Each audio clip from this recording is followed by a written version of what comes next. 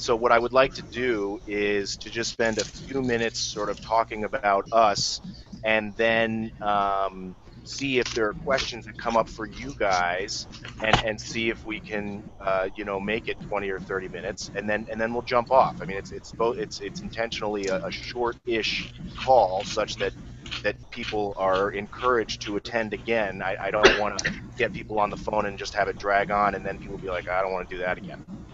Right. Good.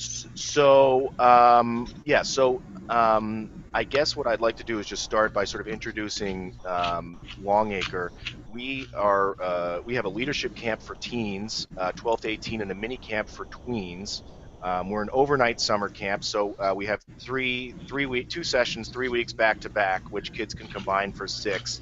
And then at the end, after that, we have a mini camp of 10 days for the 8 to 12-year-olds, which is the same thing as the leadership camp, but just sort of scaled down, more age appropriate.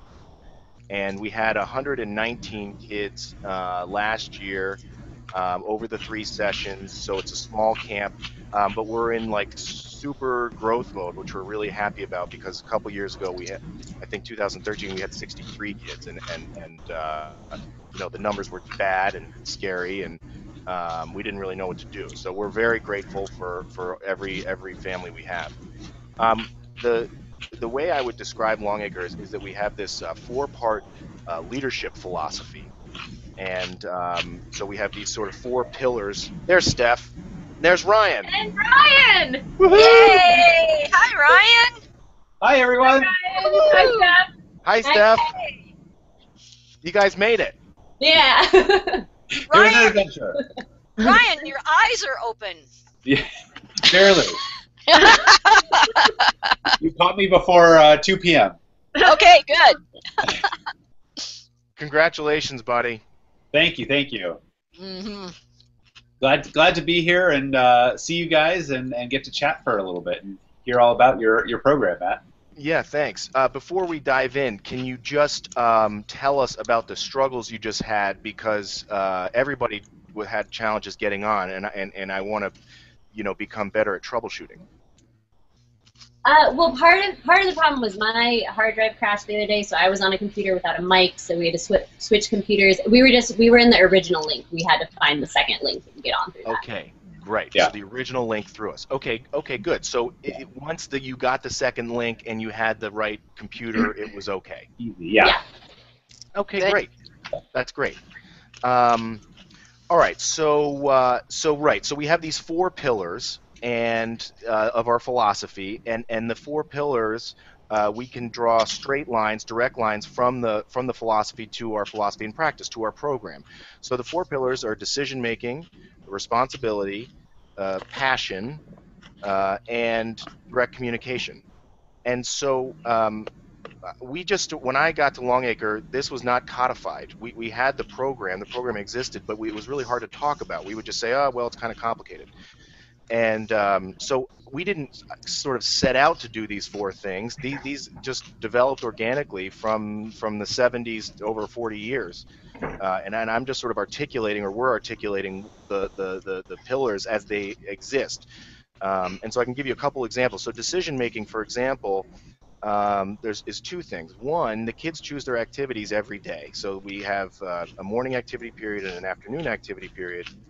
And before those periods, we have what we call deck. And on deck, all the big kids, all the counselors say what they're going to do. Louise is going to take 5 kids to go horseback riding. Matt's going to go take 4 kids to fix a fence that broke yesterday. And Mom's going to take 5 people to go knitting or do community service or whatever. So we say all the activities, and the kids raise their hands and say what they're going to do. And sometimes they get their first choice, and sometimes they don't. But they get to make decisions and sort of live with those decisions.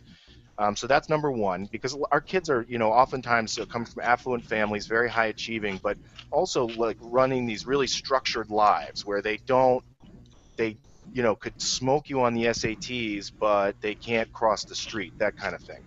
And so we're trying to get them to make decisions for themselves. The second thing is unstructured time. There's actually a lot of free time. And I feel like our ancestors, or my grandfather, great-grandfather 100 years ago, would be rolling over in his grave if he knew that we were selling unstructured time. But that's sort of what the world has come to, is pay us and we'll let your kid do nothing.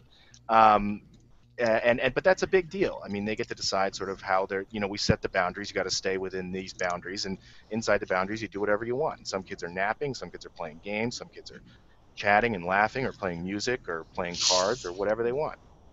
So those are the four pillars, and each one has a programmatic application: decision making, responsibility, passion, and direct communication. And we can run through each one, like responsibility, how does that apply? Passion, how does that apply? Direct communication, how does that apply? Um, and so I think that um, part of the reason that I was drawn to measuring outcomes is because, like all of us, I believe that we do great things for kids, and we of course have, tons of vignettes about great things that our kids have achieved. But I mean, I just have to, wonder, like, on average, does it actually do anything? How do we know it's not? We don't just self-select the kids who would succeed in this environment, and they keep coming back. So we're like, oh, it's great for the. And so I think that the outcomes, I'm actually interested. I'm a little nervous, I think, but I really want to know, and I also want to.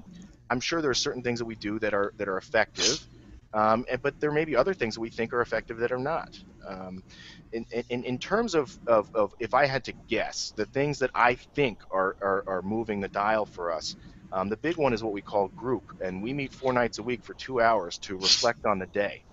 And we talk about what happened that day. We talk about whether we liked it or whether we didn't like it. We teach the kids to give feedback, so they're giving what we divided up into comfortable feedback and uncomfortable, as opposed to positive and negative. So they learn to give comfortable feedback. Deb, I felt very supported by you when you chose to show up at my hangout, and Ryan, I felt very annoyed with you when you showed up 10 minutes late to my hangout. These kinds of things. We're learning to give direct feedback, and we're learning we're teaching direct communication. We contrast direct communication with indirect communication, like facial expressions and body language and tone, or attitude, or something like this. So that's indirect, and we call direct, trying to identify what's going on for us and speak directly to the other person. And so what we've realized is that if Johnny has a good summer, that's great. But if Johnny is not sort of aware of what's happening to him during the summer, if he cannot reflect on his summer and put his summer in context to other things in his life, he's not getting as valuable an experience. So I think the direct communication is a big piece. Awesome.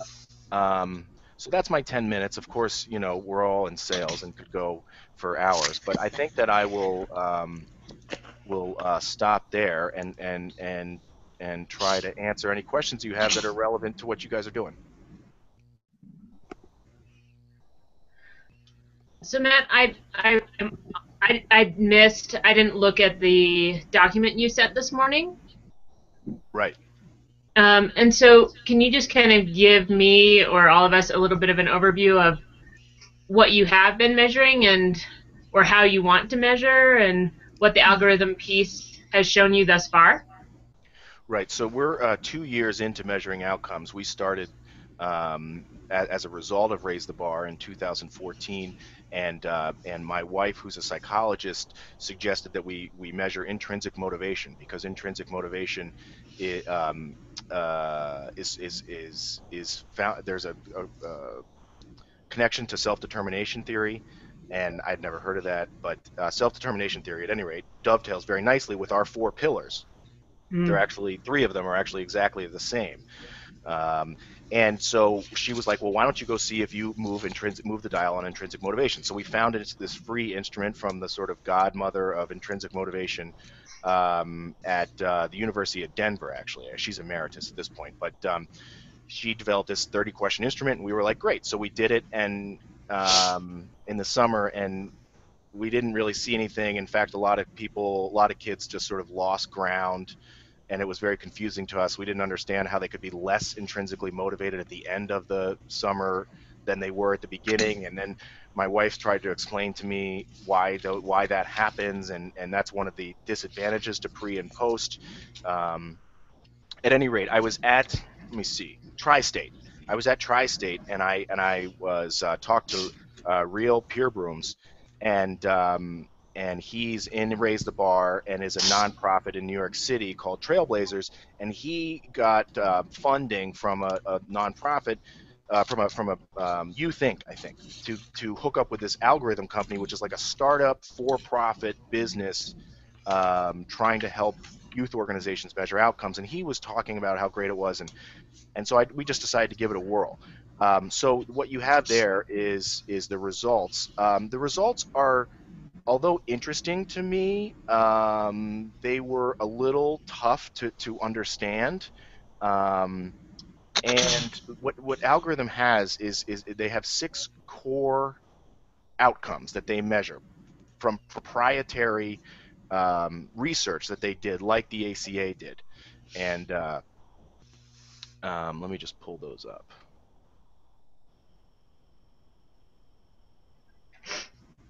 This is a good tech test too.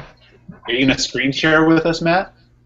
Well, that is a great question. That would be very fancy, wouldn't it be? If you go over on the left-hand side, Matt, you should, when you go over that way, you should see the screen share option on there. It doesn't show on mine until I get over in that area. I don't know if it'll show up for you, but it pops up on mine. It says screen share.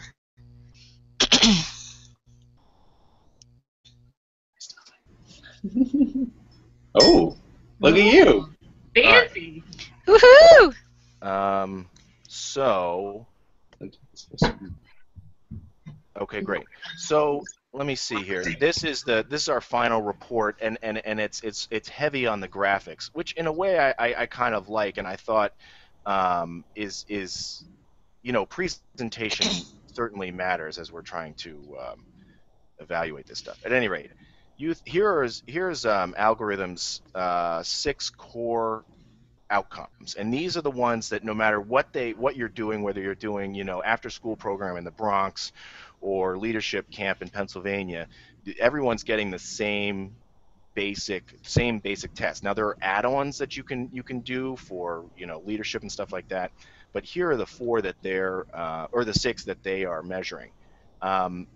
They have the sort of research to back this up. My wife is a skeptic, and she sort of I requested the information. Anyway, she was ultimately said like, oh, okay, these guys have really standardized this stuff, and so it's not just made up.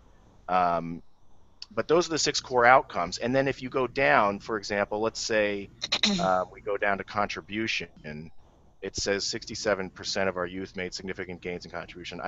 That's the part that I'm sort of like, I don't know what that means. At any rate, this is kind of cool. They have these effective practices for contribution, and then they have, they offer sort of, here are the things that you do well, and here are the things you do less well. And so interest and exploration, for example, is something that we don't do well. Ask youth what they're interested in doing, and then give them the opportunity to do it.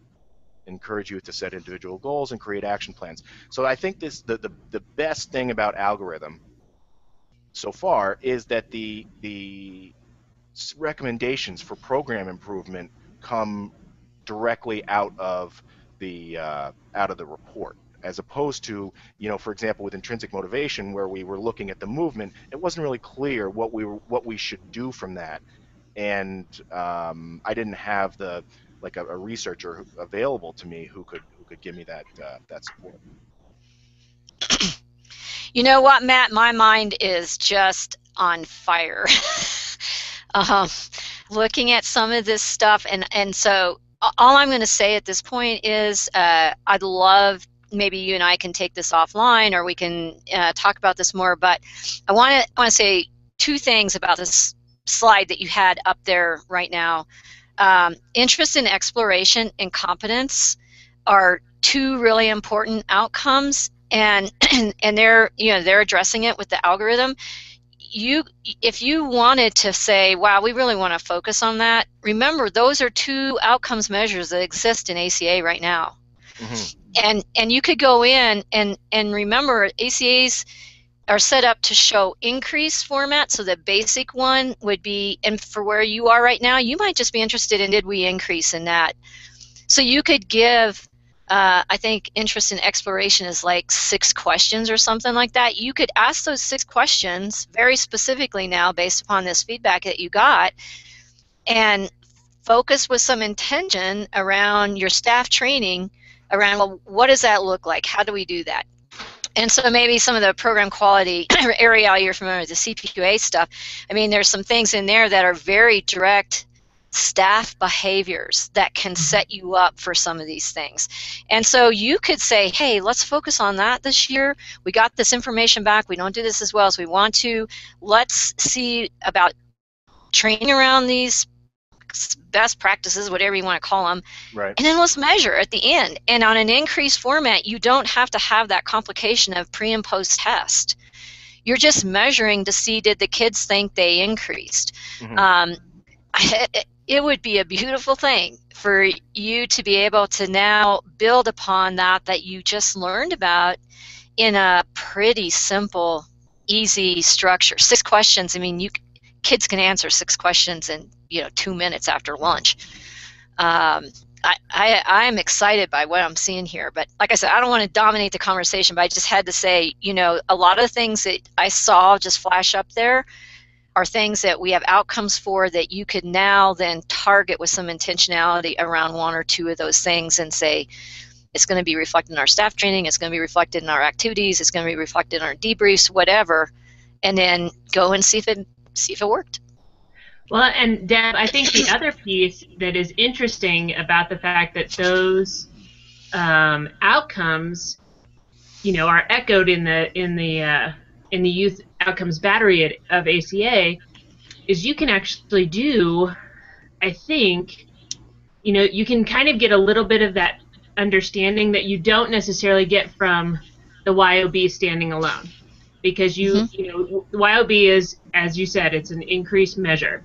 And so, it's great, but here you have this other instrument that is actually pulling from an educational environment.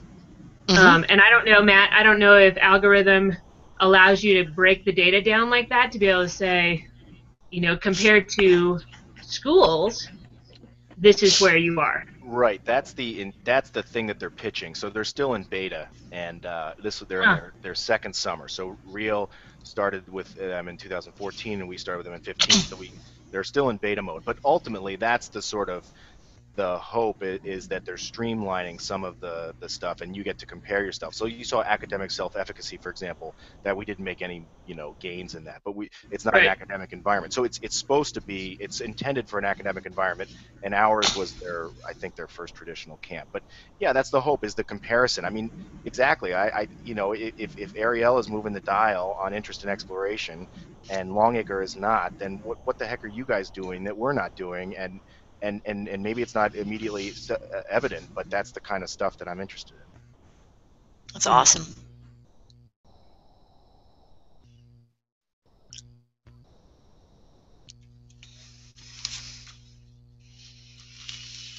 So Matt, let me ask you another question. Once you have these kinds of data coming in around the outcomes or your areas of interest, tell me, like in a couple of sentences, what you plan to do with that. I mean, how is that going to help? What are you collecting the data for? Is it to improve your staff training? Is it to have marketing messages? Is it to have some kind of internal sort of benchmarks for yourself? I mean, what do you plan to do with the data? That's a great question. I think, well, I guess my primary answer is I don't know. Because I don't really know. Honest? I don't have a great answer for it. I think that my first answer, or second one rather, is I want to figure out what it is that we do. And I think we do something well. But I don't know what that is. I have ideas about it, but I am not an unbiased observer. I might, it's like your heart is in this stuff, and you feel so personal about it. So I think part of the reason I'm measuring is because I want to be able to point to something and say, this is what Longacre does. So, Longacre is good for self-control or something like that. And Sanborn is good for interest and exploration or whatever. So there's that piece. I think there's a secondary piece, which is about, I want to get better. Right. But I think the primary one is I just want to figure out what it is that we do so I can I can talk about it and with colleagues and with parents and feel like I'm grounded and not just sort of making things up because it's my business and I love what we do.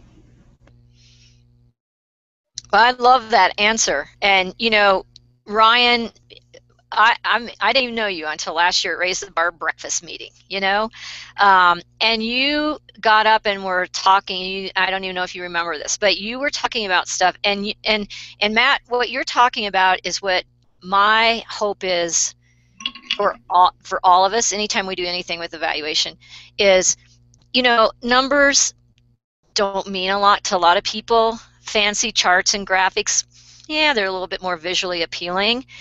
What people like are stories.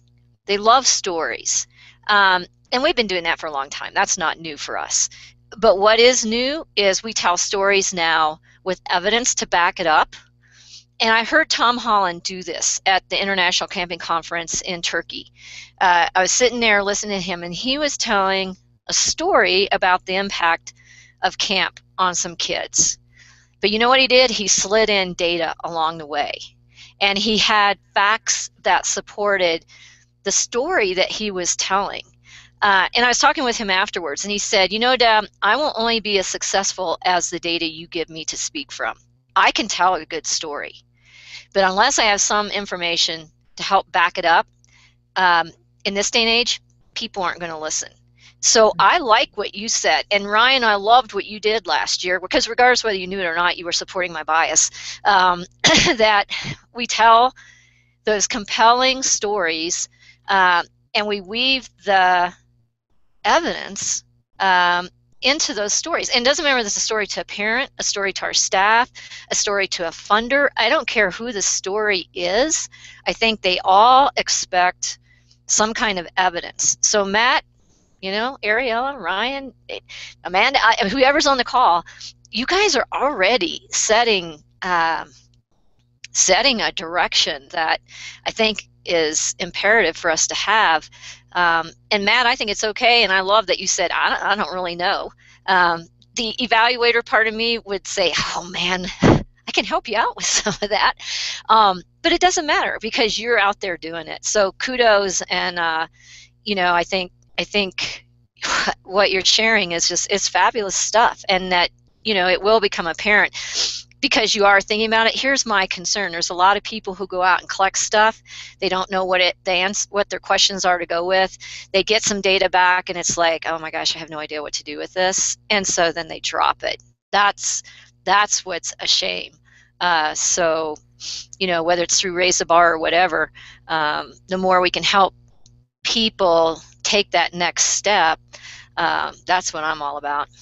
And I think, Deb, to chime in, I think when we did that breakout session where we had the panel, and I think that was the sense I got from most of the people in that room was like, I'm interested in this, or I have some data, but I have no clue what to do with it, so it's sitting on a shelf somewhere because I don't know what to do with it. Yeah. I think from there we found that there are people within ACA who know what to do with it, and we just have to do a better job of connecting the two groups together. Yeah.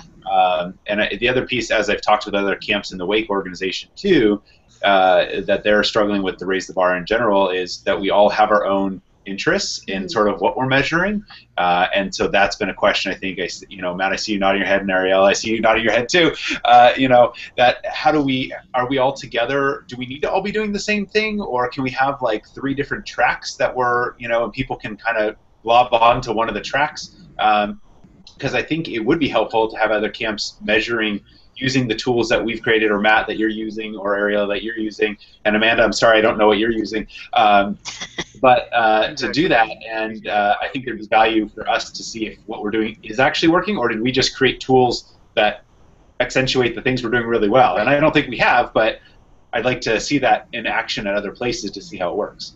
Mm-hmm. Yeah, that's a struggle I'm seeing with it. I think it's a great point, and I think that the tension as I see it, is I want to get people in the door, and I think that to reduce the barrier to entry is the best way to get people in the door. So that's why I want to say I don't care what you're measuring, or similarly, you don't have to sort of jump onto a track. However, you're exactly right. I mean, once you're in, there's that sort of question. Well, there's nobody here who's doing the same thing I'm doing, so how can I? I mean, that's kind of what I want to do, is compare myself. And maybe that's a something we should do, is develop those tracks. I think it's a great idea in concept. I honestly can't visualize it. Maybe YOB is one of the tracks though, and there's a YOB portion, and maybe it's as much as, half the initiative or whatever. But then there are other people who are doing other things. I don't know. Maybe there's a way for us to, and I feel like there's a lot of groups, a lot of camps in Raise the Bar that aren't really active at the moment, and that's partially because it's so broad right now. We haven't clarified it, and I think we talked about this national conference last year. I think the other piece to it may be maybe these hangouts that we're doing. Maybe it's on here are the tools now to do this, or this is on this type of measurement. If you're interested in 21st century measuring 21st century outcomes, that's what we're measuring. And so maybe these hangouts, we do a hangout on the different tracks and invite people based on if they're interested in measuring this. We're going to talk about how to do it, how we do it, and then make resources available to them to start doing that. And maybe that's how we build the tracks in that way. I'm not sure. I'm just throwing out ideas here. It is interesting, though, that the algorithm environment had so many of the same, looking right at you, Ryan, had so many of the same elements of the YOB.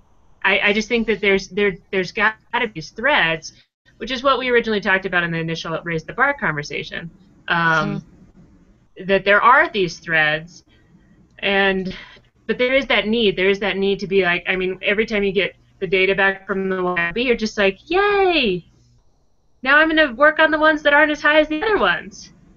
And then next year we're going to see what else happens. So it's just kind of, and I think that's part of the growth process, but then there's also that piece where you do want to be able to say, compared to a public school environment, or compared to a private school environment, or compared to other camps the same size, which is easier to do in YOB because of the norms.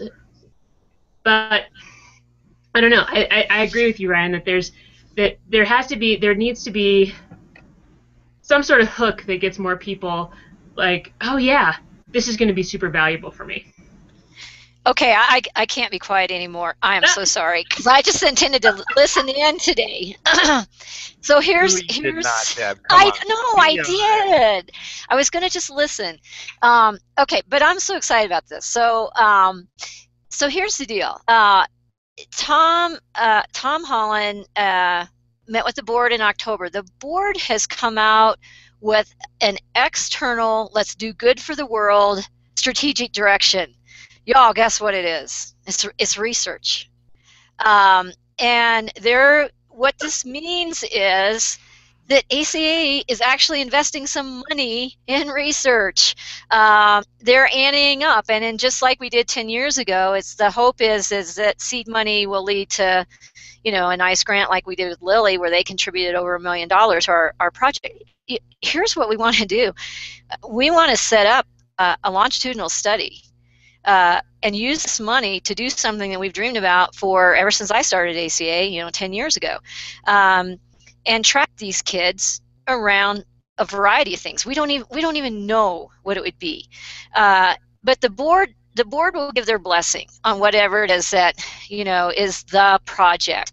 The project right now is centering around longitudinal, 3 to 5 years with possibly a 10-year check-in.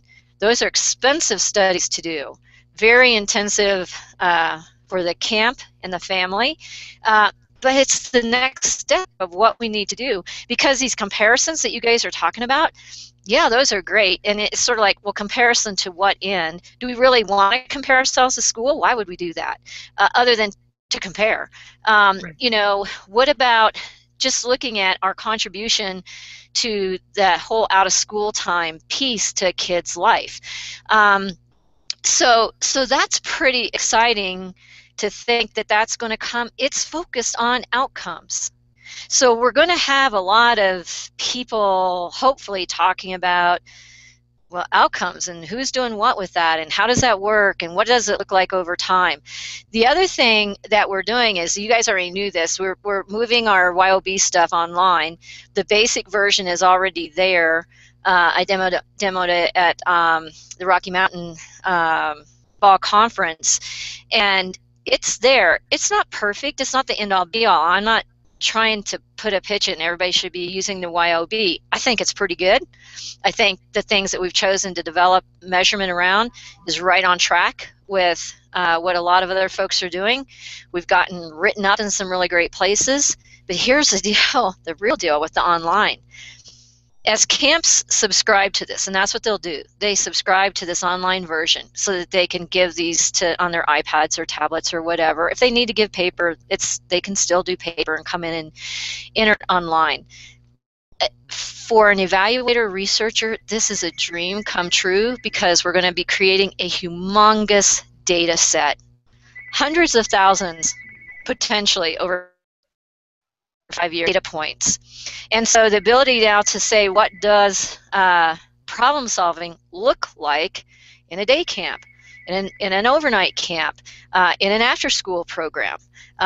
We don't get school stuff because schools don't usually use our instruments, but almost every other out of school time organization activity has been playing around with our instruments. So that comparison thing that you guys are talking about, we've already started it with our norms. But man, with this humongous data set and people being able to come in and now look at all these aggregated data points, what does it look like for 10-year-olds, 10-year-old girls compared to 10-year-old boys? What do outcomes, exploration look like in a STEM program that goes for a week compared to a STEM program that's offered, for all summer? I mean, oh man, don't even get me started. I'm gonna just kind of blow up here. My hair's on fire with the possibilities here. But you see where I'm going with that is that there is a track idea. And so the YOB, yeah, that's great. We've got some really cool things that come out of that. It's not exclusive. So Matt, this idea of tracks and what you were saying, Ryan, that's also doable. It won't be as easy to mesh data-wise as having people dump all their data into a big aggregated set, but my goodness, the possibilities are almost endless. And the idea of having a longitudinal look at kids over a 5-year period of time or whatever we can manage to squeak out with board approval, oh my goodness, it could be really awesome. And I think you guys can help influence that. This is a whole nother discussion, Matt. Maybe we just need to have one on this, because we're going to be setting that up. We want to know what people want. We want to know what you guys, and I've held Raise the Bar out there as a group to help set direction. So just know that on the back end of things, I'm out there touting your, I'm lauding, your abilities and your interests and passion, because I think you guys are the group that can really set the direction on this. So sorry for dominating there, but I just had to share that. And when people subscribe this year, when we put that out there in January and we open this up, the first 25 people are going to get now our free consulting that they can use. And I'm hoping they use it on the back end, because just like you guys were talking about, that's where people have a lot of questions. And if you don't get in on that, we're setting up that little consulting service that we talked about last year at conference. And so, Ryan, if you need some help, you can send something in to me, and you'll have to pay. I mean, there's it's pay to play, but it's going to be really priced considerably lower than anybody else that I've seen pricing this stuff. And then you guys will be matched up with people like Mark Rourke or Lori Brown or Barry Garst or Carla Henderson or whoever might be interested in helping out and giving some of that technical support that people currently have to struggle to find. That's it. Well, I'm conscious of the time, and I want to release those of you who have to go. I could stay and talk to Deb all day, and We could. I am gonna stick on the line. But if you want to go, that's fine. All that I ask is that you shoot me an email with some feedback, something or other. I don't even know. I mean, I wrote this in the guidelines. I don't know what the feedback is about, but I do want to somehow nurture a back and forth, and I want there to be the individual. I want to sort of force the individual connection after the call, such that the lines have been drawn, the bridges have been built, and then people can build on those if they want to. So if you could just shoot me an email with a sentence or two of feedback. What it's designed to do is feedback on sort of my presentation, but I think that if you have comments on the structure of the Hangout for moving forward, that would be cool too. Matt, what about also just ideas that your presentation engendered? Yeah, totally. Okay. Absolutely. Suggestions that made me think about connections. Right. Yeah. All that stuff. For me, it's the process and the dialogue that matters. It's not the content specifically. So yes. Okay. I'm out. I'll see you guys. Bye, Ariella. Thank you. Ciao. Bye, guys. Thanks, Matt, for letting me join. Yeah, Deb. Of course, I really appreciate you taking the time. And when you get, I was thinking about the January thing. When you figure out what that offer is, or you publish it, let us know so we can send it out to our folks. And my guess is a couple people from Raise the Bar would be interested in that free consulting. Yeah, and you guys, I think, and maybe you guys that can think about this, let me know. What I think where I am with this whole new direction for research is just getting whoever can jump on, into one of these hangouts, and just open it up and say, okay, in the dream world, what kinds of things would we love to know? What would we love to be able to track around the kids that come?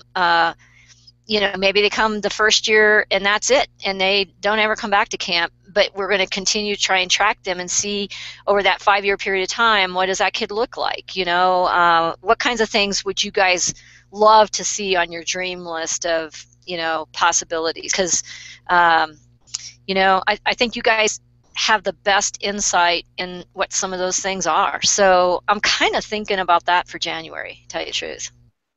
Well, that's great. I mean, this conference that I was just at in Boston, the Learning in the Brain, one of the things I gleaned from that was exactly what you're saying, the longitudinal study, and they kept talking about randomized control trials, and honestly, It's hard to be taken seriously without this stuff. And of course, we're not dealing with chemistry here. You're talking about psychology and development, so it's a different standard, but still. Without the longitudinal studies, nobody really cares, because how do you know whether it sticks or not? And you could give them a magical experience for 3 weeks or 6 weeks or 1 day or whatever, but if it doesn't stick with them, people don't really pay attention. So I'm really happy to hear about that. Yeah, and I'll send you something to follow up with, and Ryan, and I'm sorry, I forget. I don't know who else is with you. Yeah. Okay. Yeah, if you guys have stuff that is on your brain about this that you could shoot my way. I mean, I'm just like trying to soak up as many possibilities and connections as we can as we look at this opportunity going forward. And then are you guys going to be at National Conference? We're not going to be there this year. Okay. I was going to say we're going to be doing some connect points there. So, if you miss it, that's all right. I'll still be reaching out. But think about the dream world, and what would we love to know about after 5 years, and even think about, do we want to know just about campers? Are we interested? What age groups are we starting, like at 10 and going for 5 years till they're 15? Are we starting at 12 and going until they're like seniors in high school? I mean, we're just dealing with so many possibilities right here. I'd love to have you guys think about that, and then give me any feedback that you can. Yeah, I think that's one thing Steph and I were talking about is most of the studies or tools that are out there thus far are for our oldest of campers and our junior counselors and our staff. And we start at 4 years old. And so we'd really like to start building in something and start tracking something with our 4-year-olds, because they're the ones who are typically with us for 4 to 5 years. And so we do have a captive audience when we get into our middle schoolers, or slightly younger. They're a little more hit or miss continuity, because they end up going to Longacre or a resident camp somewhere, and we don't have that continuity with them. So if they're another Raise the Bar camp, it'd be great to be able to transfer that data to the other camp. That is such a great idea. I've never thought about that. Of course, the older camps would jump on it because you were then part of a small-ish referral network that Canarit has, but I think even beyond that, I think that if you guys, it's good for the referring camp as well, because you're trying to, it's one way to keep track of those families and keep a sort of a line to them that you might otherwise not have. That's a great idea. I think a ton of our kids who leave us, they go on to resident camp. Many of them come back to us as high schoolers or in college, but they leave us to go to a resident camp, and it's probably majority go to probably 5 camps that I could, if they were a part of this too, it'd be really easy to track that stuff, all being accredited camps. So that's one place, Deb, that I see that if each person or child has a unique identifier that essentially you can connect the dots between multiple places that are participating, it'd be interesting. Right. Well, the other thing that's a part of this too that's on my mind is the multiple support systems that kids have. Some kids have a lot, other kids have almost nothing. So I think the camp experience has to obviously anchor what we're looking at and focusing in on. But I'm interested in knowing what else those kids are doing over that 5 years of time, and what the kids think is really making a difference to them. So I see this as kind of a mixed methods approach. I mean, right now it's just all dreams, and who knows what it's actually going to end up like. But so if you guys don't mind thinking about that, and then maybe, Matt, what we can do in January is just have a chance, and I promise I'll try and keep my mouth shut more on that meeting and just let you guys talk and take notes. So, but you guys thinking about it now would be really, really awesome. Great. Happy to help. And Matt, thanks for getting this first hangout started. And I think overall it was good, and we got to start somewhere, so we'll build on it. Thank you. Yeah, no, this was awesome. Yeah. Well, we got 2 more on the books. Amanda goes in January, and Ariella goes next week, and whenever you guys get me your blurb, we'll get you a date. Sure. And we'll see. Hopefully, we'll get some start to snowball a little bit. Did you hear from other camps that just couldn't make it, or was this because the people who are on this call are the people who are like always on all in Raise the Bars versus some of those fringe people? Did you not hear from them? I have. So what I'm learning is that group emails do not elicit responses. Yeah. So what I have done instead is start to email people just individually with after the group email, being like, hey, have you been getting my emails? Are you, is everything good? And those, you get responses back being like, yes, I'm interested. I'm really busy. I'm sorry. Right. But the group emails don't elicit. I think they're good for information. I think people read them. And I know they're clicking through and going to the website. I just think they're not responding because it doesn't really feel personal, which is fine. And the other thing is I have probably 5 or 6 people who are lined up who said, yes, I want to do a presentation. They just haven't gotten me their stuff yet. Got it. Okay. So there are lots of people sort of in your situation where they sort of pledged to do it. Got it. The last question I had, and you guys may have talked about this, and I just may have missed it in one of those group emails. Have we gotten the sanctioning or support of the board now that Tom is president, or are we still in that bizarre limbo world where we kind of just said we got to keep going, and if they catch up, they catch up? I mean, I think that that's a good question. I think that there has never been a resolution, really. In the spring, we said, oh, we're going to go it alone, and I think what Deb had told us is, oh, that we can do raise the bar in the context of ACA, and we sort of said no, we'd rather go it alone. But since then, there hasn't really been any resolution. I think I think that there is sort of support for what we're doing, but it does seem like the sort of the in a way the cord has been cut. Deb,